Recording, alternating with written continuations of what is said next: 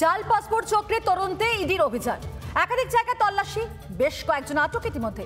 আর এই গোটা জালের মাকড়সা যে অর্থাৎ পাক নাগরিক আজাদ মল্লিক, যাকে বেশ কয়েক মাস আগে গ্রেপ্তার করা হয়েছিল এবং তার থেকে পাওয়া তথ্যের ভিত্তিতেই সোমবার আরও একবার অভিযান করলো ইডির আধিকারিকরা।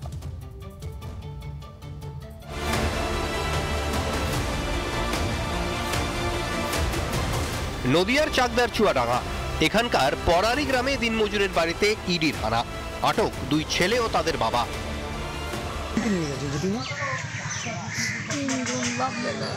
কতদিন এসেছেন আপনারা বাংলাদেশ থেকে? অনেকদিন। মানে পাসপোর্ট নিয়েই তাহলে এই সমস্যাটা হয়েছে।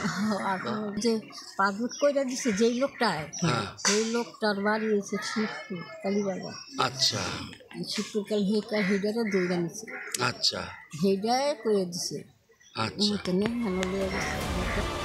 চাকদায় এই তিনজনের সঙ্গে বাংলাদেশের জালিয়াতি যোগ রয়েছে বলেই সন্দেহ। এছাড়া রুবির মোড়ে পাসপোর্ট অফিসের পাশের এক সাইবার ক্যাফের মালিককেও জিজ্ঞাসাবাদ করে এনফোর্সমেন্ট ডিরেক্টরেট। এখন পশ্চিমবঙ্গে এত জালিয়াতি আর এত দুর্নীতি হচ্ছে, এবার মনে হচ্ছে সিবিআই, সেন্ট্রাল ব্যুরো অফ ইনভেস্টিগেশনের একটা চ্যাপ্টার নতুন করে এখানে খুলতে হবে। WBI, West Bengal bureau of investigation খুলতে হবে। ওয়েস্ট বেঙ্গলের জন্য আলাদা সিবিআই খুলতে হবে। এমন অবস্থা, এরা তো চুরি করা মানে পাসপোর্টে দুর্নীতি হতে পারে, এই রকমের চিন্তা ভাবনা একমাত্র তৃণমূল কংগ্রেসই করতে পারে।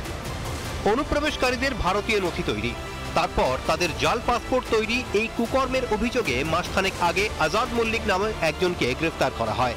এই আজাদ আবার পাকিস্তানি, বাংলাদেশ হয়ে ভারতে অনুপ্রবেশ করে সে। প্রচুর বাংলাদেশিকে ভারতীয় পাসপোর্ট তৈরি করে দিয়েছিল সে। তাকে জেরা করেই একজনের তথ্য মেলে। সেই সূত্রে চাকদার সরকার পরিবার এবং রুবির সাইবার ক্যাফেতে কেন্দ্রীয় এজেন্সি, এদের সঙ্গে আন্তর্জাতিক হাওয়ালা চক্রের যোগ রয়েছে বলেই সন্দেহ। সারা ভারতবর্ষে যত জাল নোট আছে তার 72% আসছে পশ্চিমবঙ্গ থেকে। এটা রিজার্ভ ব্যাংকের রিপোর্ট। যেখানে যত আধার কার্ড নিয়ে বাংলাদেশিরা ধরা পড়ছে, তারা কোথা থেকে পেয়েছে, কেউ বলছে বারাসত, মধ্যমগ্রাম, শিলিগুড়ি, সোনারপুর। এগুলো হচ্ছে এসব তৈরি করার এপিক সেন্টার এখন পশ্চিমবঙ্গ। তো স্বাভাবিকভাবেই এটাই এখন দুষ্কৃতীদের স্বর্গরাজ্য। নোট থেকে পাসপোর্ট সবেতেই জালিয়াতি, এটাই যেন তৃণমূল জমানার রীতি। কেন্দ্রীয় সংস্থার তদন্তে উঠে আসছে একের পর এক চাঞ্চল্যকর তথ্য, অথচ রাজ্য প্রশাসন কি কিছুই জানত না? রিপাবলিক বাংলা। নানা ধরনের কন্টেন্ট দেখার জন্য লাইক করুন, শেয়ার করুন আমাদের ফেসবুক পেজ, সাবস্ক্রাইব করুন আমাদের ইউটিউব চ্যানেল।